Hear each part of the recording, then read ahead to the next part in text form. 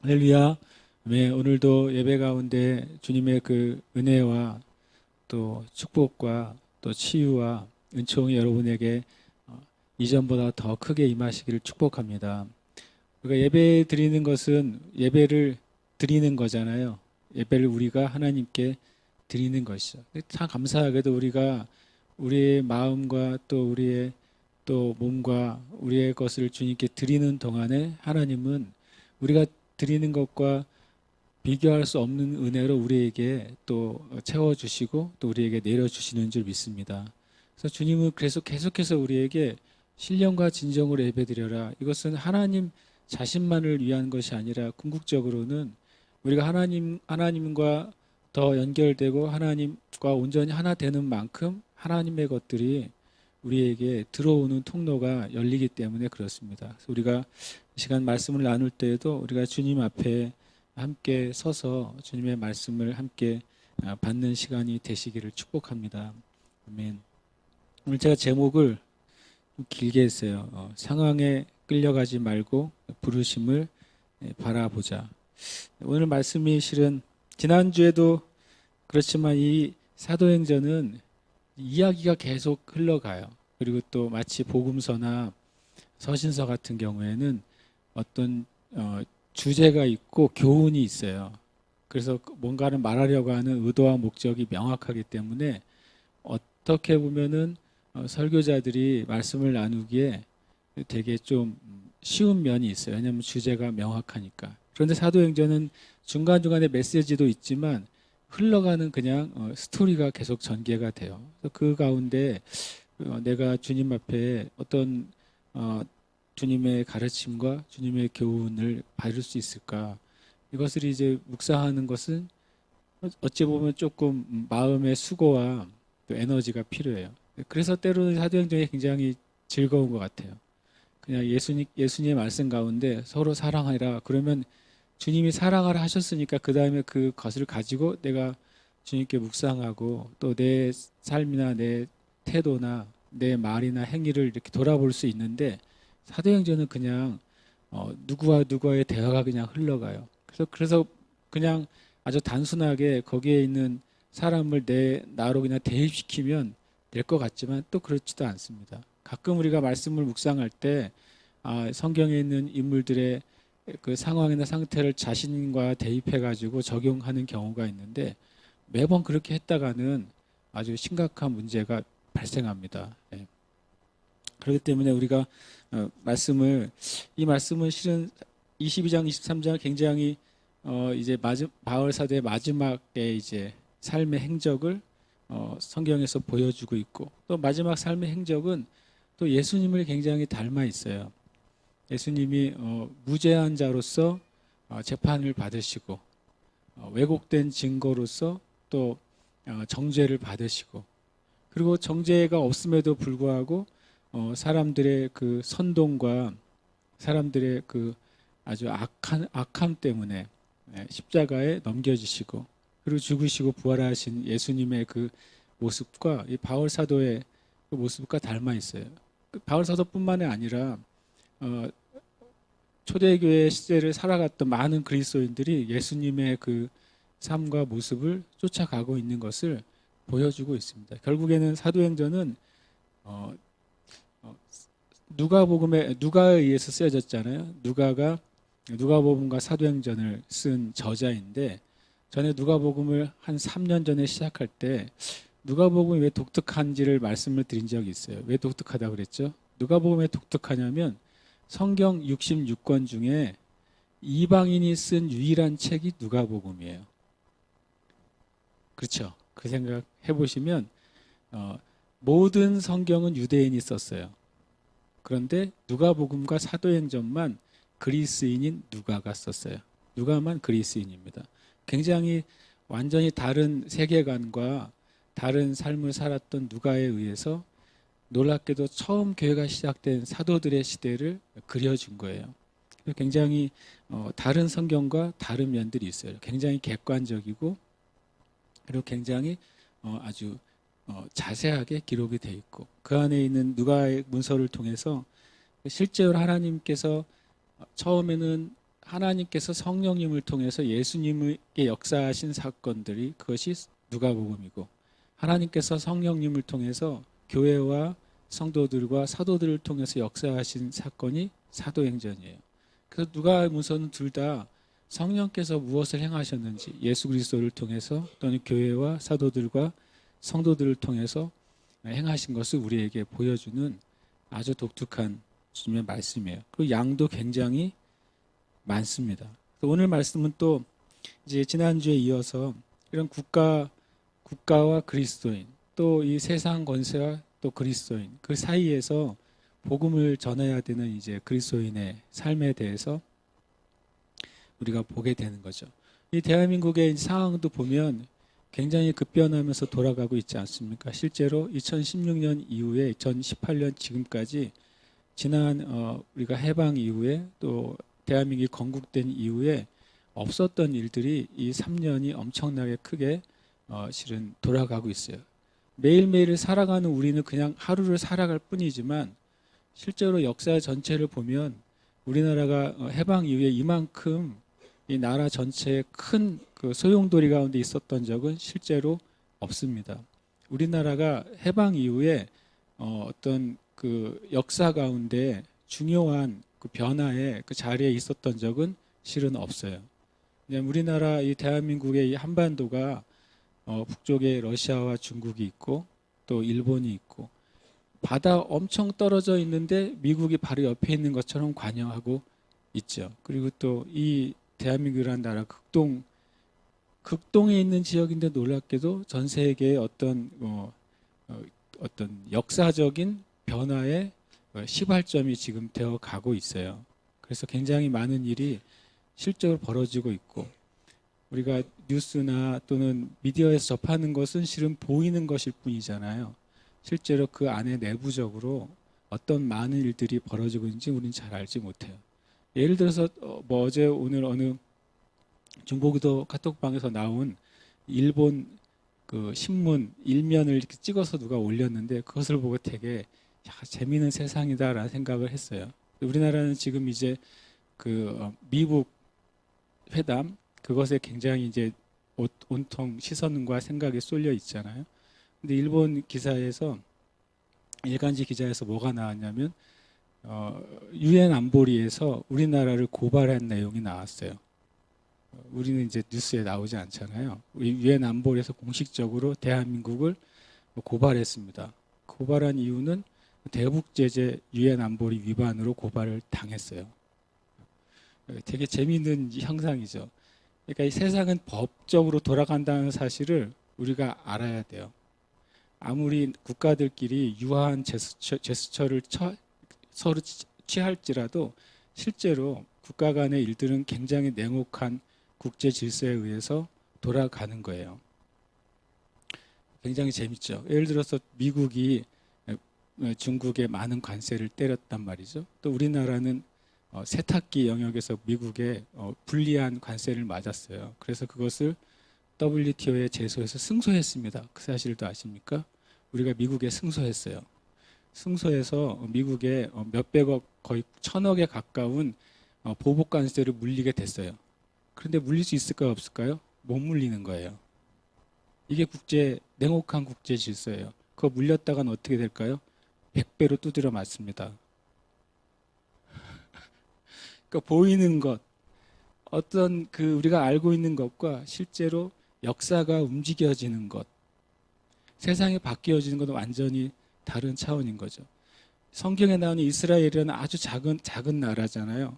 정말 콩알 만한 나라인데 이 나라 하나 때문에 대제국들이 명멸한 일이 굉장히 많습니다. 이 지역 하나 먹으려고 애굽이 들어왔다가 망하고 이 지역 하나 먹으려고 아수르가 들어왔다 망합니다.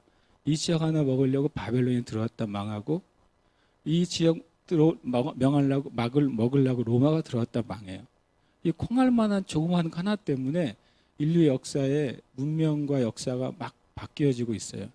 근데 신기하게도 지금 21세기는 하나가 더 생겼는데 이스라엘과 이 한국이에요. 이 두 나라 때문에 전 세계의 실은 질서가 재편되고 있어요. 여러분 10년 앞으로 10년 굉장한 변화가 일어나고 있어요. 10년 안에 첫 번째 우리나라의 변화는 우리나라 인구가 줄어들기 시작할 겁니다. 지금은 아주 극소수라도 인구가 늘어났어요. 그런데 우리나라가 드디어 인구 증가가 0점대로 갔습니다. 그러니까 원래 2028년도쯤부터 인구가 줄어든다고 얘기했었는데 이번에 발표 직전인데 한 4년 정도 땡겨져서 우리나라 인구가 줄어들 거라는 예상을 하고 있어요. 우리가 왜 기도해야 되느냐? 우리가 살아가는 게 불안하니까 잘 살아야 되는데, 대한민국이 잘 돼야 되는데, 그렇게만 기도한다면 우리가 이 땅의 관점으로 기도하게 될 겁니다. 만약에 내가 사업을 하고 또 비즈니스를 하고 어떤 일을 하는 사람이 주님이 지금 오면 안 되는 이유가 내가 지금 사업을 시작했기 때문에 안 되는 거예요. 우리의 관점이죠. 그럼 우리가 지금 정말 대한민국의 그 국민으로 또 그뿐만 아니라 대한민국 안에서 예수님을 믿는 그리스도인으로 어떻게 있어야 될지를 하나님 앞에서 깊이 묻고 그리고 순종해야 될 때 우리가 와 있어요. 그래서 제가 3년 전에 그 얘기 했던 것 같아요. 2018년 뭐 이래저래 많은 예언가들이 얘기를 했지만 그냥 저는 개인적으로도 굉장히 속도가 빨라질 것 같아요. 이런 말을 제가 설교 때 나눴어요. 제가 계시가 임해서 말한 게 아니라 가만히 보니까 빨라지고 있더라고요. 속도가 빨라지는 것을 자동차는 뭘로 알 수 있어요? 엑셀레이터를 밟으면 엔진의 소리가 달라지잖아요. 우리가 우리의 삶 가운데 주변에 돌아가는 현상을 잘 살펴보면 이 나라의 방향이나 그것이 바뀌어지는구나 이런 걸 알 수 있게 돼요. 우리 대한민국은 지금 동성애가 합법화 되느냐 마느냐 인권 조례안이 통과가 되느냐 마느냐로 싸우고 있지 않습니까? 그런데 어느 나라 뉴욕이라는 나라가 아니죠. 미국의 뉴욕이라는 한 도시는 뭐 가지고 싸우는지 아십니까? 이미 그것은 옛날의 일이 되어 버렸어요. 지금 미국은 24개월이 지난 태아도 낙태시킬 수 있다는 법을 가지고 싸우고 있어요. 24개월이 지났으면 아이가 완벽하게 형성되어 있는 상태인데 그 이후에도 조항은 있지만 의사와 산모가 원하기만 하면 얼마든지 낙태할 수 있는 법을 뉴욕시가 통과시켜 버렸어요. 그거 가지고 이제 미국의 그리스도인들은 싸우는 거예요. 동성애가 하고 싸우는 건 이미 수십 년 전에 끝난 일이 되어버렸고, 여러분 우리의 삶 가운데 주변에 어떤 일이 돌아가는지를 가만히 보셔야 돼요. 하나님은 우리가 내 코앞에 있는 현실, 코앞에 있는 나의 문제 가지고만 살려고 우리를 부르시지 않았다고 저는 믿어요. 물론 코앞에 있는 현실, 내가 맞닥뜨린 문제를 하나님이 도와주시고 또 하나님이 해결해 주시고 우리가 믿음으로 승리하게 될 거라고 말씀하고 계세요. 그건 당연히 우리가 믿음의 삶의 한 영역이 맞습니다. 그러나 또 이 세대를 살아가는 그리스도인으로서는 또 그리스도인의 책임이 있어요. 우리가 속한 믿음의 그룹들에 대한 책임, 우리가 속한 교회에 대한 책임, 우리가 속한 이 땅 제주에 대한 책임, 이 대한민국에 대한 책임이 있습니다. 각자 그것을 지는 분량은 다를지라도. 지금은 어떻게 보면 제가 하는 말이 갑자기 설교 전에 무슨 말씀이야 라고 하실 수도 있지만 어쨌든 여러분과 저는 굉장히 놀라운 시기에 살고 있다는 것만은 사실이에요. 가만히 제가 기도하거나 묵상할 때마다 그 사실을 굉장히 많이 느껴요. 만약에 우리가 1940년대에 태어났다고 생각해 보시면 우리가 보기엔 어떻게 그 시절을 살았을까 그럴 거 아닙니까? 그 격동기를 어떻게 살았을까? 그 해방의 격동기, 좌와 우가 나뉘어서 아주 그냥 서로 죽일 듯이 싸웠던 그 격동기. 그런 사이에 나라가 건국이 되고 남북이 갈려지고 전쟁이 일어나고 전쟁 이후에 완전 폐허 가운데서 살아갔던 그 시기. 그리고 돌아보면은 완전히 무슨 흑백 필름처럼 그때 살았던 분들은 정말 힘들었겠다 그 생각 들 거 아닙니까? 근데 아세요? 우리도 그거 못지않은 시대를 지금 살고 있어요. 그거를 우리가 깨달으면 놀라운 길이 열릴 것이고 그걸 잘 깨닫지 못하면 그냥 사는 것이죠. 여러분과 제가 우리 주변의 이 제목을 제가 이렇게 정해서 그래요. 상황에 끌려갈 수도 있어요. 상황에 끌려간다고 무조건 죄인이거나 지옥에 가는 건 아니에요. 그러나 하나님이 우리의 삶에 주신 여러 가지 환경과 상황이 있잖아요. 허락하신 환경과 상황, 또는 내가 그것을 가져오게 한 환경과 상황도 많아요. 그런 것들에 대해서 우리가 어떻게 반응할 것인가, 오늘 말씀을 가지고 좀 나누고 싶어요. 제가 본 관점은 뭐였냐면, 이 낱낱의 이 스토리보다 바울을 둘러싼 환경과 상황들을 좀 살펴보게 됐어요. 첫 번째, 사도 바울이 처한 현실이 22장 이전부터 나오기 시작하는데요.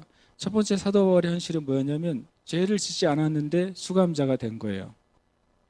죄를 짓지 않았죠. 실제로 유대인들이 예측했던 바울의 죄는 뭐였냐면, 일단은 바울이 세상으로 돌아다니면서 유대인들을 모욕하고 하나님을 모욕하고 율법을 모욕하고 성전을 모욕했다는 일종의 이제 신성 모독죄를 적용했어요. 그리고 실제적으로는 유대인이 이방인을 데리고 거룩한 장소인 성전 안에 들어왔다고 하는 루머를 사람들이 받아들이게 됐어요. 그러니까 실제가 아니잖아요. 둘 다 실제가 아니고, 조금 유대인들에겐 죄송하지만 실정법적으로는 실제로 그렇게 했다 그래도 뭐예요? 죄가 아니죠. 실제로 죄가 아닌 죄예요. 죄를 짓지 않았는데 감옥에 갇혀 있는 거예요. 죄 짓지 않는 수감자의 상황이 바로 사도 바울의 상황이에요. 그 말씀은 22장 30절이나 23장 11절 이후에는 계속 수감자의 삶을 살아요. 요즘 말로 하면 뭐라고 해야 될까요? 미결수라고 해야 될까요? 미결수가 그거죠. 아직 죄가 확정되지 않는 죄인이죠. 그 상태가 첫 번째가 바울이 처한 현실이었던 거예요. 여러분 혹시 이럴 때 없습니까? 실은 죄가 아닌 죄 때문에 여러분의 관계가 틀어질 때가 있어요. 그냥 말 그대로 내가 누구의 것을 훔치거나 그에게 실제적으로 손해를 입힌 게 아닌데, 감정의 상함 때문에, 상황의 오해 때문에, 별것 아닌 것 때문에 마치 내가 그 사람 앞에 가면 죄인이 되는 거예요. 그런 경우가 인간의 삶 가운데 얼마나 많은지 몰라요. 실제로는 죄가 아닌데도 죄인이 되어 있는 상황들이 우리는 너무나도 많아요.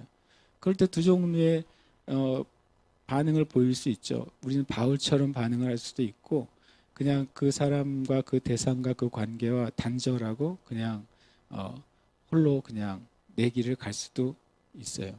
반대로 우리가 또 그 부당함을 주장하고 공격할 수도 있겠죠. 어쨌든 사도 바울의 처현실 첫 번째로는 참 좀 부당해요. 일단 이 자체가요. 두 번째 현실이 또 있습니다.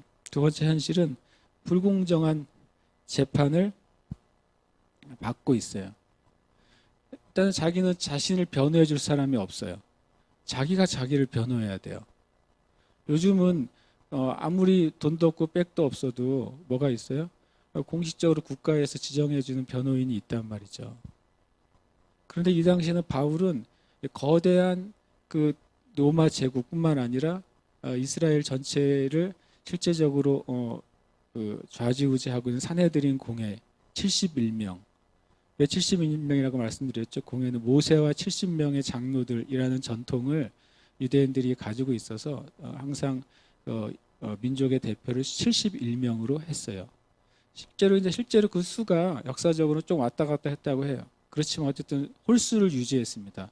유대인들이 나름 이제 합리적이어서 투표를 했을 때 동수가 나오면 곤란하다는 사실을 알았기 때문에 항상 홀수를 했어요. 유대인들은 리더십을 세울 때 지혜롭죠. 동수가 나오면 곤란하잖아요. 다시 또 해야 되니까. 그러니까 이 불공정한 재판 71대 1이에요. 71대 1이고, 그리고 자기는 변호사가 없어요. 이런 불공정한 재판 가운데 있었어요. 그것은 이제 23장 1절 이후에 계속되는 일입니다. 여기서도 그랬고, 나중에 또 옮겨 다닐 때마다 계속 이 불공정한 재판 가운데 가요. 심지어는 로마에 가서도 불공정한 재판을 받게 돼요. 참 여러분, 예수 믿으면서 내가 주님을 위해 헌신하고 있는데 희한하게 불공정한 일이 나에게 따라올 때 여러분 뭐라고 말하시겠어요? 쉽게 할 수 있는 말 이거죠. 하나님 왜 이러세요? 나는 주님께 헌신했는데 하나님 왜 이러세요? 나는 공의롭게 결정했는데 하나님 왜 이러시나요? 나는 내가 심지어 손해까지 감수했는데 주님 왜 이러세요? 이런 말을 하고 싶어질 때가 생기는 거죠. 다는 모르겠지만 제가 이런 생각을 한 적이 있어요. 만약에 그리스도인이 이 땅 가운데 놀랍게도 주님께 헌신하고 있는데 주님의 길을 따라가고 있는데 불합리하고 불공정한 그런 상황들을 계속 맞닥뜨린다. 그럼 한 가지 분명한 건 있어요.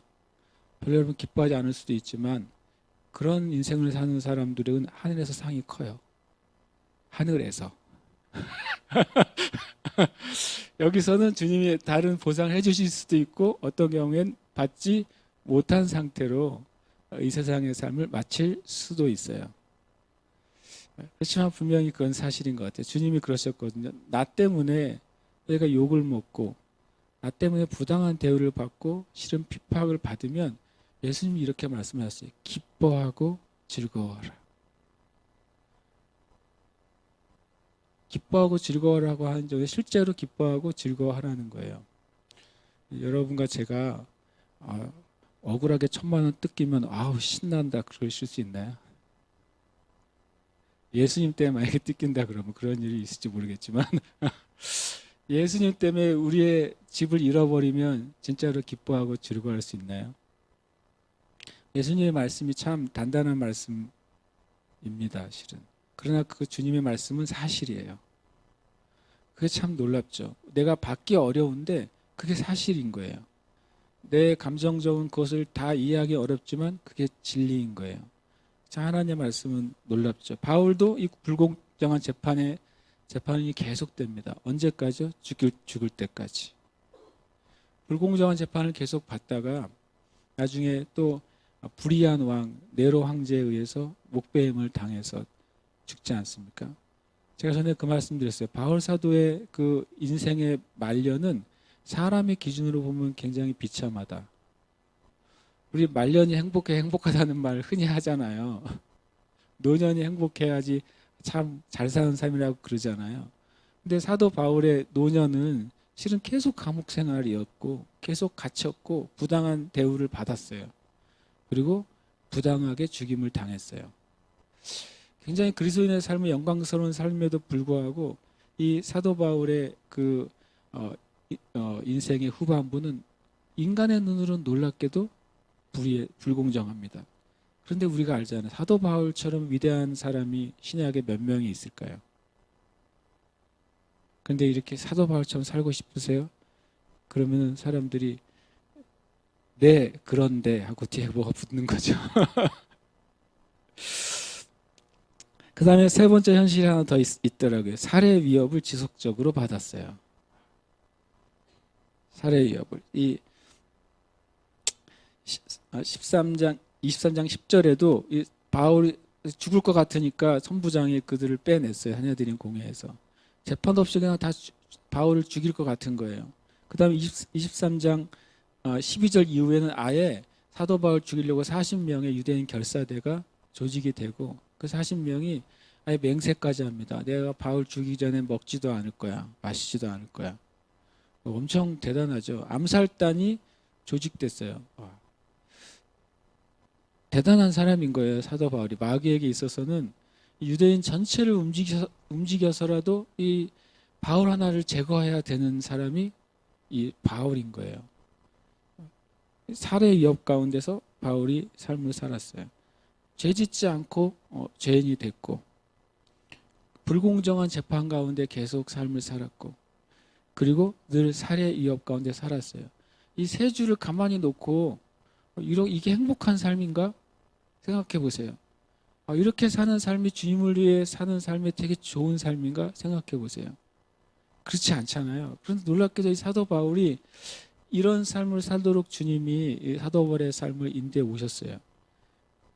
참 우리가 납득하기 어려운 상황이죠. 그런데 이제 거기에 대해 이제 반응이 나와요. 사도 바울이 이런 현실 안에 지금 있습니다. 그리고 도울 수 있는 사람도 없어요. 홀로 잡혀 있습니다. 주변은 다 적대적인 상황이에요. 근데 사도 바울이 이것에 대한 반응이 참 위대하다고 저는 느꼈어요. 위대하다. 진실로 위대하도다. 첫 번째로는 이 현실 앞에서 첫 번째 하나님 앞에 서 있었어요. 사도 바울. 이것이 바로 이 사도 바울의 위대함이라는 것을 제가 깨닫게 됐어요. 23장 1절에 보면 공회를 주목하여 이르되 여러분 형제들아 오늘까지 나는 범사에 양심을 따라 하나님을 섬겼노라. 하나님을 섬겼다는 말에 그 본문에 작은 괄호가 있고 난하주에 보면 내가 하나님께 백성 노릇하였노라 그렇게 말했어요. 이 사도 바울은 실은 로마 천부장이 있어도 사도 바울은 어디 앞에 있는 거? 항상 하나님 앞에 있는 것이에요. 유대인들이 이 사도 바울을 향해 돌을 들고 칠 때에도 사도 바울은 항상 하나님 앞에 있는 거예요. 이 공회원 71명이 이 사도 바울 무슨 제목으로 얘를 잡아 죽일까 그렇게 으르렁거리고 있는데도 사도 바울은 항상 하나님 앞에 있는 거예요. 이 마귀가 볼 때 아주 무지막지한 인간이죠. 여러분과 제가 많은 현실을 주변에 지금 겹겹이 가지고 있지 않겠습니까? 여러분에게 우호적인 현실도 있고 내가 원하는 그런 상황 가운데 있는 경우도 있어요. 내가 원치 않은 그 상황과 환경을 내가 겪어야 되는 경우도 있어요. 제가 보기에도 형제 자매들 가운데 참 우리 형제 자매들이 믿음으로 그 상황을 잘 이겨내고 있구나 그런 분들을 여기 중에 있어요. 저는 주님께 기도할 때마다 참 감사해요. 여러분 때문에 제가 감사해요. 그런데 정말 우리가 우리를 둘러싼 환경 가운데 그것이 긍정적이든 부정적이든 나를 향해서 호의적이든 적대적이든 나를 높여주든 내가 나를 낮춰주든 진짜 믿음으로 사는 그 비밀은 뭐냐면 하나님 앞에 있는 거예요. 바울 앞에는 공회원들이 있든 천부장이 있든 백부장이 있든 돌을 들어 자기를 치려고 하는 유대인들이 있든 그는 하나님 앞에 있는 거예요. 위대한 고백이죠. 나는 범사에 모든 일에 양심을 따라서 하나님을 섬겼다. 이 말을 대제사장 아나니아가 못 알아먹어요. 무슨 소리인지를 못 알아먹어요. 그러니까 뭐라고 말해요? 아니 저 철문피 같은 인간이 감히 이 공회에 잡혀오고서도 자기가 하나님을 섬겼다고 말을 해? 첫 번째 그 이유로 아마 뺨을 치라고 했을 거예요. 두 번째로 양심을 따라 섬겼다는 말의 의미를 깨닫지를 못했어요. 유대인들은 뭘 따라 하나님을 섬겨야 돼요? 율법을 따라 섬겨야죠. 모세의 율법, 토라를 따라 섬겨야 되는데 아니 어디서 말 같지도 않은 양심을 꺼내들고 난 양심을 따라 하나님 백성 노릇했어요. 이렇게 말하는 거죠. 좀 풀어서 말한다면 바울 사도의 1차 전도여행, 2차 전도여행, 3차 전도여행의 모든 사역에 나는 하나님 앞에서 양심을 따라서 그 일을 했습니다. 라고 말한 거예요. 우리가 볼 때 약간 의아한 대답이죠. 왜냐하면 사도 바울은 계시를 따라 주님을 섬기지 않았습니까? 주님이 이렇게 가라 그러면 갔고 말씀하신 말씀대로 순종했잖아요. 바울 사도 스스로도 나는 계시를 따라 어디로 갔다. 나는 나에게 주신 복음은 사람에게 전해드리는 것도 아니라 바로 주 예수님의 계시를 통해서 받은 하나님의 복음이다. 바울 사도는 그 말을 자주 했어요. 그런데 이렇게 법정에서는 나는 양심을 따라 섬겼다. 너무 영적인 말을 하면 못 알아들을까 봐 말을 풀어서 한 것일까요? 아니죠. 이 양심을 따라 주님을 섬겼다고 하는 말의 의미를 때로 되게 중요한 말을 한 거예요. 양심은 뭡니까? 우리의 마음이에요. 양심은 우리의 영이에요. 양심을 굳이 풀어서 설명하면 우리의 영의 음성이 양심이에요. 우리 마음 깊은 곳에서 나오는 메시지가 양심인 거예요. 내가 죄를 지려고 할 때 놀랍게도 내 양심이 나에게 고발한다고 성경은 말하고 있어요. 너 그거 죄야 라고 고발한다는 거예요. 내 입에서 거짓말을 하려고 할 때 내 양심이 너 그것은 거짓말이잖아 라고 한번 우리에게 경고한다는 거예요. 근데 우리는 이 양심의 경고를 항상 듣지 않죠. 항상 듣는 것은 아니죠. 어떨 때는 듣지만 어떨 때는 그것을 무시하기도 해요. 원래 이 바울 사도가 디모데에게 이런 말을 해요. 너는 선한 양심을 가지라 이렇게 말합니다. 또 순전한 양심을 가지라고도 성경은 말씀하고 있어요. 양심이 성경에서는 5종류의 양심이 있습니다. 첫 번째로는 우리가 거듭날 때 새롭게 우리 안에 거듭난 영은 바로 순전한 영이에요. 하나님으로부터 온 영이 순전하지 않다면 말이 안 되겠죠. 우리가 거듭날 때 우리는 심령이 다시 순전하게 거듭납니다. 그러나 우리의 육신의 삶이 아직 남아 있어요. 그래서 이 순전한 양심의 상태로 살아가는 사람은 1차적으로는 거의 없다고 봐야 돼요. 다만 무엇을 가질 수 있냐면 마음에 늘 선한 동기와 목적을 가지고 살아가는 사람은 있어요. 그것이 선한 양심이에요. 거듭난 영은 순전한 양심이고요.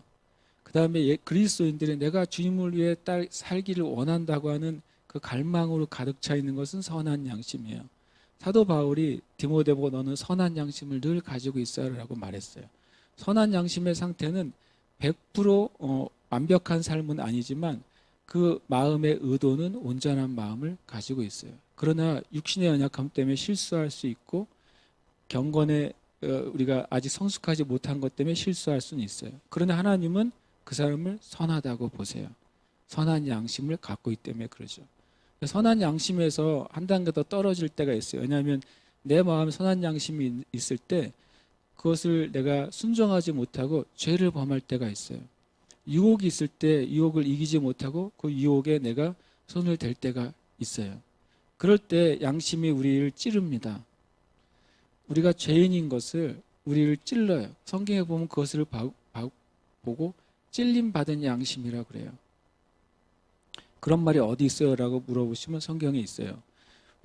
베드로가 오순절 이후에 첫 번째 설교를 했을 때 듣는 사람들이 그 마음의 찔림을 받아라고 말했어요. 그것이 양심이 아직 뭐냐면 그 악한 데 떨어지지 않고 선과 악을 분별할 수 있는 상태에 있는 거예요. 똑같이 찔림을 받았는데 사도 베드로의 설교 가운데 찔림 받은 사람들은 어떻게 했습니까? 회개하고 그날 3,000명이 구원을 받았어요. 근데 똑같이 스데반의 설교에 찔림을 받았어요. 사람들이. 그때는 어떻게 했습니까? 스데반을 돌로 쳐 죽였어요. 찔림 받은 양심의 상태에서 선한 것을 선택하기도 하고 사람들이 양심의 찔림을 받았음에도 불구하고 악한 것을 선택하기도 합니다. 그것은 중간 상태예요. 찔림 받은 양심의 상태는. 많은 사람들이 약간 선하게 보이는 사람은 이 상태를 유지하고 있어요. 죄를 지으면서도 마음에 찔림이 있는 거죠. 근데 그 죄가 반복되기 시작하면 양심의 찔림을 받는데도 그 죄를 또 지어요. 또 찔리는데도 또 지어요. 그것이 멈춰지지 않고 계속 찔림을 받음에도 불구하고 죄를 지으면 어떻게 될까요? 그것을 악한 양심이라고 말하는 거예요. 이제는 그것을 어떻게 하냐면 합리화합니다. 이제 찔림 받는 것이 괴롭잖아요. 그래서 그 죄의 기쁨, 죄의 쾌락을 위해서 자기가 짓는 죄를 합리화하기 시작해요. 어느 정도까지 합리화할까요? 하나님의 뜻이라고까지 합리화하게 돼요. 우리는 죄를 지으면서 이건 하나님의 뜻이야. 하나님 뜻이라고 말하기에 또 그 양심도 걸리면 하나님이 허락하셨어 라고 하는 것이죠. 그러면 우리의 양심이 악한 상태로 떨어지게 됩니다. 거기까지는 소망이 있어요. 악한 양심의 악한 자가 주님께 돌아오는 데는 소망이 있어요. 그러나 나중에 이젠 악을 선하다고 하고 선을 악하다고 하는 상태에 떨어지게 됩니다. 그것이 화인 맞은 양심의 상태예요. 이 세대는 전반적으로 악한 상태라고 예수님이 말씀하셨어요. 이 세대를 뭐라고 주님이 정의하셨냐면 악하고 음란한 세대다 이렇게 말씀하셨어요. 이 세대는 다 그 상태예요. 정말 안타깝게도 거기서부터 시작해요. 이 세대가 그렇습니다. 여러분과 저도 그래요. 여러분 스스로를 나는 선한 양심이라고 착각하면 안 돼요. 주님이 규정하셨어요. 이 세대는 악하고 음란한 세대다. 그래서 우리는 주님을 바라보고 계속 올라가야 돼요. 찔림 받는 양심의 상태로 죄를 허용하지 않으면서 선한 양심의 상태로 우리가 주님 앞에 더 깊이 하나 돼서 순전한 양심을 갈망해야 돼요.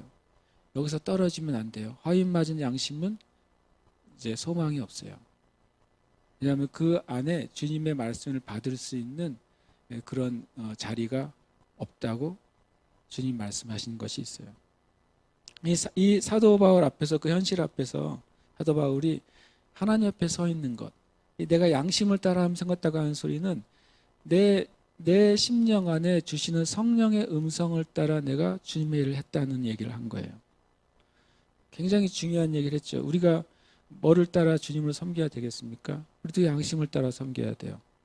여러분의 그 마음과 심령 안에 성령께서 주시는 말씀, 잠언 20장 27절에 보면 사람의 영혼은 하나님의 등불이라 이렇게 말씀하셨어요. 그러니까 사람의 등불이 어두우면, 원하면 주님의 말씀이 임해도 뭐 하겠어요? 등불이 꺼져 있으니까 깨닫지 못하는 거예요. 성경에 나오는 잠언 20장 27절에 사람의 영혼이라고 되어 있는 영혼은 스피릿이라고 되어 있어요. 사람의 영은, 그 영 안에 있는 것이 양심이에요. 사람의 영은 하나님의 등불이에요. 하나님이 거기에 빛을 비추세요. 우리의 영 안에 그 양심의 빛을 비추실 때 그것에 반응하는 사람은 죄를 이기기 시작할 겁니다. 그러나 반응하지 않기 시작하면 더 어두워져서 주님이 주시는 빛을 받지 못하게 되는 거예요. 실은 이 아나니아라는 사람은 대제사장이었음에도 불구하고 이 영적인 그 원리를 깨닫지 못했어요. 많은 사람이 그렇습니다. 많은 그리스도인이 이 영적인 원리를 깨닫지 못했어요. 그래서 지식은 우리의 삶을 바꾸지 못해요. 왜냐하면 지식은 영에 임하는 게 아니에요. 하나님의 진짜 지식만이 영에 임해요. 하나님의 지혜만이. 여러분과 제가 각자 당한 현실이 다르지 않습니까? 여러분 양심의 주님이 뭐라고 말씀하신지를 가만히 묵상하세요. 주님께 기도하고 부르짖어 기도하세요. 기도하시고 여러분의 마음 깊은 곳에 주님이 어떤 빛을 비춰주시는가를 가만히 생각하세요. 그리고 그것을 따라서 순종하십시오. 그것이 우리의 환경과 상황을 뛰어넘어서 사는 길이에요. 두 번째 사도 바울의 반응은 권위를 존중했어요. 이게 참 어려운 일이에요. 내가 엄청 수세에 몰려 있을 때 내가 불의하다고 판단되는데 상대방의 권위를 인정하고 상대방을 존중해 준다는 것은 진짜로 성인이어야 돼요. 나를 막 욕하고 부당하게 대우해 주는데 그 사람의 인격을 존중해 줄 수 있다. 그 사람은 성인이죠. 일단 싸움이 벌어지면 뭐가 사라져요? 나이가 사라져요. 일단 싸움이 벌어지면 내 위치도 사라져요. 그렇죠? 그게 우리가 짐승처럼 되는 모습이에요. 성경에서 말씀하세요. 사람은 존귀하나 깨닫지 못하는 자는 멸망하는 짐승과 같다 그랬어요. 짐승과 같다 그랬어요. 깨닫지 못하면. 우리가 얼마나 짐승과 같은 상태에 자주 떨어지는지 주님 앞에 참 우리가 회개할 게 많은 이유가 저는 그렇게 생각해요. 하나님 우리를 엄청 존귀한 존재로 만드셨는데 내가 스스로 짐승같이 생각하고 행동하고 말하는 거예요. 그게 얼마나 크게 회개할 일인지 우리가 잘 몰라요. 하나님의 형상을 가지고 있는 우리가 그 형상이 없는 짐승처럼 생각하고 말하고 행동하면서도 죄의식이 없다는 것이 굉장히 슬픈 일이에요. 이 사도 바울이 이 가운데서도요, 권위를 존중합니다. 성경에 보시면 권위를 존중한 내용이 5절에 나오죠. 5절은 바울이 이르되 형제라는 그가 대제사장인 줄 알지 못하였다. 부당하게 뺨을 맞습니다. 맞았더니 그 공회원들 78명 한 명 중에 누가 대제사장인지 어떻게 알겠어요? 그리고 대제사장이 한 명이 아니라는 건 아시죠? 가문으로 대제사장을 정하기 때문에 여러 명이에요. 그러니까 이 아나니아가 대제사장이었는지 실제적으로 몰랐어요. 그런데 이 불의하게 자기를 치라고 했더니 사도 바울이 엄청난 말을 하죠. 네가 해칠한 다며 하나님이 너를 치시리라 이렇게 말했어요. 그랬더니 이 옆에 있는 사람이 그 사람은 대제사장인데 네가 왜 함부로 말하느냐. 그랬더니 바울 사도가 그때 권위를 존중합니다. 예수님도 그러셨어요. 예수님도 불의한 대제사장과 또 그 가야바의 그 무리들, 그리고 사두개인들, 헤롯 땅들, 바리새인들, 또 헤롯 왕과 빌라도 앞에서요, 그들의 권위를 놀랍게도 존중하세요. 그건 굉장히 어려운 일이에요. 지난주에도 그 말씀을 드렸죠. 교회가 국가를 대신하는 것은 아니다. 우리의 영적인 정체성이 하나님 나라의 시민은 맞지만 하나님이 우리에게 두신 그 자리에 속한 권위들을 우리 인정하는 삶을 살아야 된다고 말씀드렸어요. 예수님의 본을 사도 바울도 그대로 행하고 있어요. 우리가 주님께 기도해야 돼요. 어떤 상황에 우리의 감정이나 우리의 내가 스스로 나를 컨트롤할 수 없을 때라도 권위를 인정하고 하나님이 만드신 존재로서 사람들을 대할 수 있도록 우리는 기도해야 돼요. 그냥 그게 이성으로 잘 안 되거든요. 하나님의 은혜로 돼야 돼요. 우리는. 그 다음에 또 하나는 이제 이것이 참 우리에게 필요한 기도 제목 같아요. 하나님의 지혜로 말합니다. 이제 부활 프레임이라고 제가 저거 길게 쓰인 게 귀찮아가지고. 이 황당한 상황, 이 바울 사도에게 모든 것이 쏠려 있잖아요. 바울 사도가 율법을 무시하고 성전을 무시하고 유대교의 전통을 무시했다고 하는 이런 제목 가운데 갑자기 바울 사도가 부활이라는 카드를 딱 꺼내 듭니다. 요즘은 프레임 전쟁이죠. 정치인들도 프레임 전쟁이고 틀을 어떻게 만들어서 보여주느냐 하는 거죠. 우리가 보면 이 집에 창문이 있잖아요. 프레임을 어떻게 보느냐, 뭐 사람마다 설명하는 게 다르겠지만 저는 그렇게 봐요. 창문이 있는데 창문에서요, 창문 가까이 가면 창문이 아무리 작아도 온 세상을 다 볼 수가 있어요. 그렇죠? 창문 가까이 가서 얼굴을 거기 창문에 대고 보면 온 세상이 다 보입니다. 근데 창문하고 자꾸 멀어져 보세요. 그러면 자꾸 내가 보는 세상은 작아져요. 그렇죠? 세상의 일부밖에 안 보이는 거예요. 창문을 정면에서 보면은 가운데가 중심으로 보여요. 창문을 놓고 내가 왼쪽으로 움직여 보세요. 그럼 어느 세상만 보일까요? 오른쪽 세상만 보이는 거예요. 창문을 가만히 놓고 오른쪽으로 가보시면 왼쪽 세상만 보이는 거예요. 프레임은 되게 사람으로 하여금 어떤 것을 보게 강제적으로 만들어요. 그래서 정치인들이나 또 경제인들이나 미디어 안에 있는 권세자들이 이걸 자꾸 만들어내죠. 그래서 대중들로 하여금, 사람들로 하여금 자기가 원하는 방향으로 그 사람들을 이끌어 가려고 노력해요. 이것은 마귀가 악하게 사용하는 프레임입니다. 그래서 성경도 프레임을 얘기해요. 무슨 프레임을 얘기할까요? 너는 하늘만 봐라 그러는 거예요. 이게 하나님의 프레임이에요.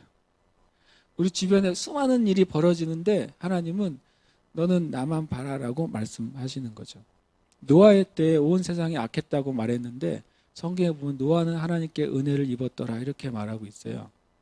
근데 그게 영어의 표현은 뭐냐면 노아가 하나님의 눈에서 은혜를 발견했다라고 표현하고 있어요. 그러니까 온 세상이 다 땅만 보고 살아가고 있는데 노아 하나만 하늘을 보고 있다가 하나님하고 눈이 맞은 거예요.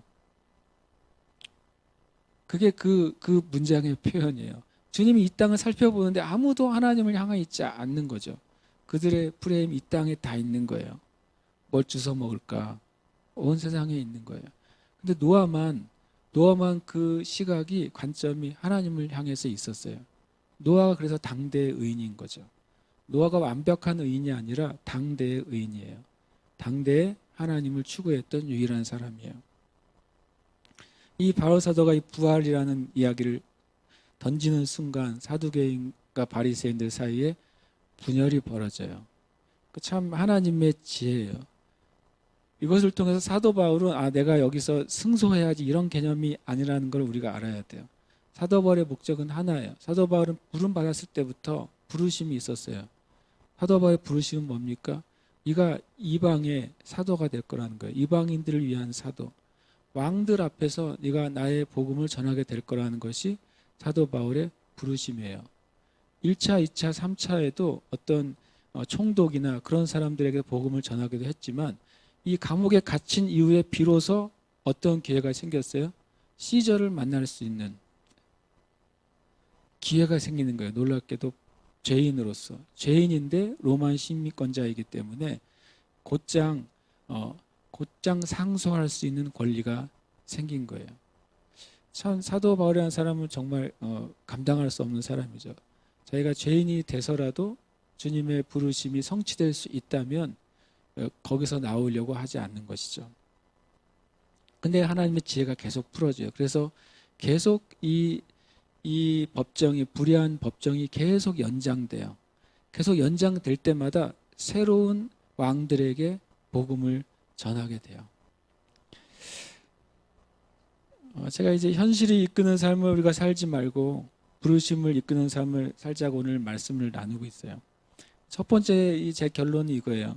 내가 무엇에 이끌려 살고 있는가를 우리가 점검해 봐야 되겠다. 어떤 현실에 내가 지금 코가 깨어서 거기서 그 현실에 원하는 것, 현실을 해결하기 위한 방향으로만 내가 살고 있는가? 그 창문 안에서 그것만 보고 있는가? 내가 더 가까이 다가가서 그 현실이라는 창을 통해서 온 세상을 내가 볼 수 있는가? 나에게는 어떤 문제 하나를 내가 피하거나 돌아서거나 멀리 떨어지지 않고 직접 가까이 다가가서 맞닥뜨렸을 때 내 삶 전체를 볼 수 있는가? 그 문제예요. 저도 그렇고 여러분도 그렇습니다. 무엇에 끌려 살아갈 것인가? 성경에는 끌려 산다는 표현이 몇 번 나와요. 첫 번째가 고린도전서 12장 2절입니다. 너희도 알거니와 너희가 이방인으로 있을 때, 이방인은 예수 그리스도를 만나기 전의 상황이라고 우리는 이 말씀을 이해하면 됩니다. 말 못하는 우상에게로 끄는 그대로 끌려갔느니라. 예수님을 만나기 전에 사람의 상태는 뭐냐면요, 아주 쉽게 말하면 귀신에 끌려다니는 삶이라고 성경은 말하는 거예요. 실제적으로 귀신이 들려서 제정신이 아닌 사람이 아닌다 할지라도 예수를 믿기 전에는 이 세상에서 주는 스피릿, 이 세상의 가치관, 이 세상의 기준을 따라서 끌려 살아가고 있었다는 거예요. 그것이 우리가 이 현실 앞에서 살아가는 우리의 모습이었어요. 인정하든 인정하지 않든 그게 그냥 현실이라고 성경은 말씀하고 있어요. 또 한 가지 반대가 있어요. 이 끌려가는 삶인데 고린도서 5장 14절에 보면 그리스도의 사랑이 우리를 강권하시는도다. 강권이란 말이 우리를 끌고 간다는 뜻으로 원래가 원어의 의미입니다. 끌고 간다. 이 사도 바울이 이제 예수님을 만나고 나니까 자기의 인생이 이제는 끌려다녔다는 거예요. 뭐 때문에 끌려냐면 하나님의 사랑이요. 예수 그리스도 안에서 나타난 하나님의 사랑 때문에 사도 바울이 질질질 끌려갔다는 소리예요. 사도 바울이 그렇게 고백을 하는 거예요. 내 육신으로는 그렇게 살 수 없는 존재인데 그 예수 그리스도의 사랑 때문에 내가 질질 끌려다니면서라도 주님의 일을 할 수 있었다고 고백해요. 이건 참 겸손하면서도 위대한 고백이죠. 내가 이렇게 하고 싶은데 이렇게 하는 게 내 적성에 맞고 내 감정에도 맞고 내가 생각하는 의에도 많은데 주님의 사랑이 나를 갑자기 딱 낚아채는 거예요. 넌 그렇게 말하면 안 된다고 주님의 사랑이 말하는 거예요. 넌 그렇게 행동해서는 안 된다고 주님의 사랑이 말하는 거죠. 그 사랑을 이겨보려고 하지 않고 그 사랑에 끌려다녔던 사람이 사도 바울이다. 그리고 우리 보고도 그렇게 말하고 있는 거죠. 이 말씀 뒤에 이렇게 되어 있습니다. 그리스도의 사랑이 우리를 강권하시도다. 우리가 생각하건대 한 사람이 모든 사람을 대신하여 죽었은즉 모든 사람이 죽은 것이라. 그가 모든 사람을 대신하여 죽으심은 살아있는 자들로 하여금 다시는 그들 자신을 위하여 살지 않고 오직 그들을 대신하여 죽었다가 다시 살아나신 이를 위하여 살게 하려 함이라. 사랑이 왜 우리를 끄시냐면 우리가 다시는 우리 자신을 위해 살지 않고 그리스도를 위해 살게 하기 위해서 사랑이 우리를 끄신다고 성경에 말씀하고 있어요. 제가 개인적으로 제일 불쌍한 사람은 누구냐면요, 위대한 꿈을 가지고 있는데 자기를 위해 꿈꾸는 사람이 제일 불쌍해요. 저는 엄청 위대한 꿈인데 자기를 위해서 꾸는 거예요. 저는 개인적으로 그 사람이 제일 불쌍해요. 여러분 어떤 사람이 불쌍할지 모르겠지만 우리는 예수님의 사랑이 끄시는 대로 못 이기든 이기든 끌려가야 돼요. 그래서 이렇게도 기도해야 돼요. 주님, 제가 주님의 사랑에 끌려가지 않으려고 하시면 개 끌듯이 끌어가 주세요. 개 끌어보셨습니까? 말 안 듣는 개? 예. 발톱이 다 떨어질 것 같아서 질질질 끌려 끝까지 버텨요. 근데 주인이 뭐 목줄 잡고 끄는데 어떻게 하겠어요? 그냥 바닥을 청소하면서 끌려와야죠. 그렇게라도 우리 기도해야 될 것 같아요. 주님, 제가 아직 내가 성숙하지 않고 주님 앞에 내가 복종이 안 되고 순종이 안 돼요. 주님, 안 되면 좀 개처럼이라도 끌고 가 주셔서 주님 원하시는 자리에 좀 놔주세요. 이렇게라도 기도해야 되나라고 느낄 때가 가끔 있어요. 우리는 주님의 사랑에 끌려가야 돼요. 그것이 제일 좋은 길입니다.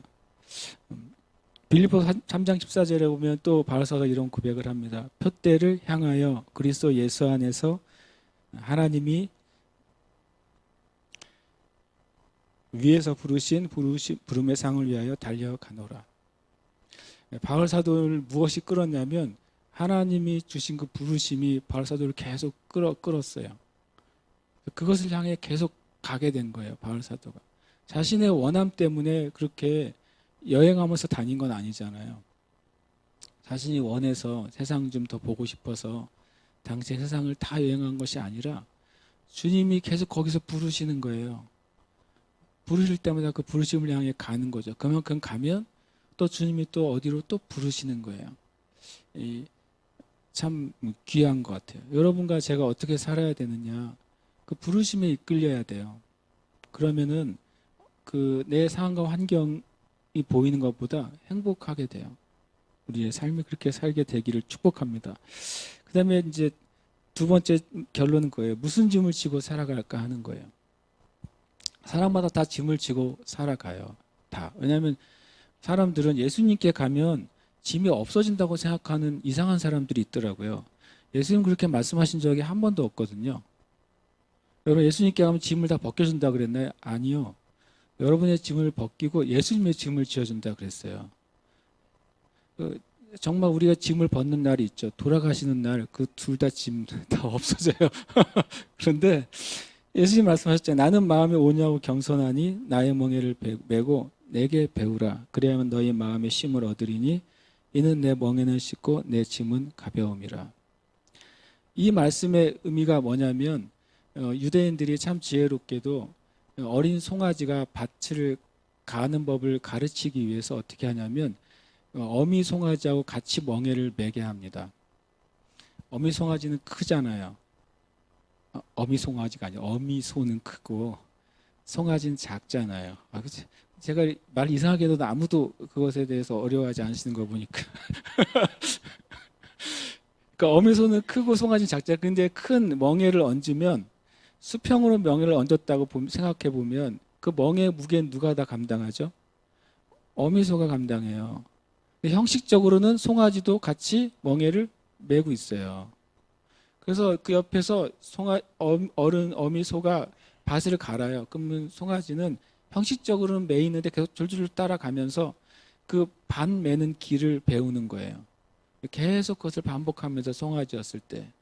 나중에 이제 송아지가 커서 밭을 멜 만한 힘이 생겼을 때 그 멍에를 혼자 매게 해요. 그러면 어미 소와 같이 갔던 그 길을 그 소가 가는 거예요. 그때는 충분히 그 멍에를 멜 힘이 생긴 상태로 가는 거예요. 주님이 그 말 하시는 거예요. 나한테 와라. 그러면 내가 하나님 나라를 위해서 지고 가는 이 멍에를 같이 멜 거라는 거예요. 그거는 쉽다고 말씀하셨어요. 왜요? 주님이 실은 대부분 다 감당하시거든요. 나는 주님 곁에 있는 거죠. 같이 그 밭을 멜 수 있어요. 송아지가 보기에는 혹시 집에 돌아가서 다른 동생한테 내가 오늘 1000평 맸어 라고 말할지도 몰라요. 그러지만 실은 알고 보면 어머니가 맨 것이죠. 그거하고 똑같아요. 우리의 삶에서 하나님 우리에게 뭔가를 하라고 맡겨주시는 그것이 부르심이든 소명이든 또는 뭐 직임이든 어떤 봉사든 있을 거 아닙니까? 쉽게 하는 길은 뭐냐면 주님과 같이 하는 게 쉬운 거예요. 어렵게 하는 길은 혼자 하는 거예요. 그럼 엄청 힘들 겁니다. 주님의 일을 하긴 하는데 엄청 힘들 거예요. 혹시 여러분 주님의 일을 하는데 엄청 힘든 분이 있으면 혼자 메고 있는 거예요. 빨리 회개하고 주님과 같이 매 생각을 하시면 돼요. 주님, 제가 이것이 나의 일이 되지 않고 주님의 짐을 같이 내가 지고 싶습니다라고 주님께 요청하세요. 그러면 그분이 반드시 도와주실 겁니다. 기도하고 싶습니다. 우리가 주님 앞에 훌륭한 하나님의 사람 우리에게 보여주셔서 우리가 어떻게 살아야 되는지를 또 가르쳐 주시는 것 같아요. 여러분의 환경과 상황이 있잖아요.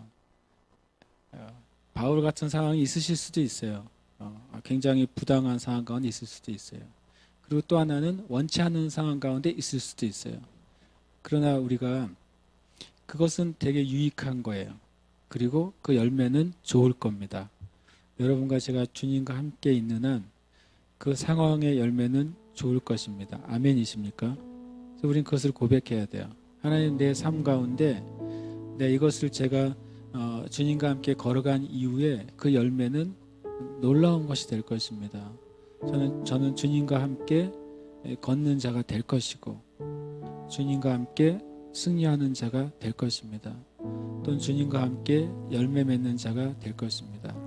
때로는 이 땅의 모습에서는 그것이 승리나 열매나 행복이라고 여기지 않는 것까지도 나는 예수님의 이름으로 그것을 받습니다. 왜냐하면 그것이 진짜 승리이고 진짜 영광이고 진짜 복인 것을 제가 믿기 때문에 그렇습니다. 우리가 주님 앞에 그렇게 고백하시기도 하고 주님께 도움을 요청하시기도 하고 그걸 그렇게 주님께 기도했으면 좋겠습니다. 우리 함께 시간 기도하겠습니다. 하나님 아버지 감사합니다. 하나님, 사랑하는 형제 자매들의 삶 가운데 녹록치 않은 믿음의 도전들이 있습니다. 주님, 또 실제로 우리가 이기면서 살아가는 삶 안에도 믿음의 도전이 있습니다. 성령 안에 우리가 주님과 함께 지구하기 원합니다. 주님 편에 서고 진리 편에 서고 예수님 옆에 서서 함께 걷는 길을 가게 하여 주시옵소서. 성령의 이 시간 구하오니 형제자매들의 마음을 사로잡아 주시고 하나님을 더 깊이 아는 길을 열어 주시옵소서. 하나님을 더 깊이 만나는 길을 열어 주시옵소서. 하나님과 동행할 수 있는 길을 열어 주시옵소서. 하나님 간구하오니 하나님이 얼마나 하나님의 아들과 딸들 성도들을 얼마나 더 사랑하시는지 우리가 알 수 있도록 주의 은혜 베풀어 주옵소서. 하나님 오늘 구합니다. 하나님 아버지, 억울한 일을 당한 그 자매가 있습니까? 하나님 마귀로부터 도전받는 그 자매들이 있습니까? 하나님 아버지, 예수님 이름 때문에 핍박받는 그 자매들이 있습니까? 오랜 시간 동안 기도했으나 하나님 그 기도가 풀어지지 아니하고 응답받지 않은 그 자매들이 있습니까? 주여 구하오니 주님과 함께 서게 하시고 주님 바라보게 하시고 하나님의 지혜를 허락해 주셔서 환경과 상을 뛰어넘는 믿음의 승리의 삶을 살아갈 수 있도록 주님 역사하여 주시옵소서. 주의 은총을 더하여 주시옵소서. 아멘. 주님 감사합니다. 주님 감사드리며 찬양합니다. 할렐루야. 아멘. 주님 감사합니다. 아멘. 주님 바라바라리아 시대바라바라바라바라. 아멘. 주님 감사합니다. 주님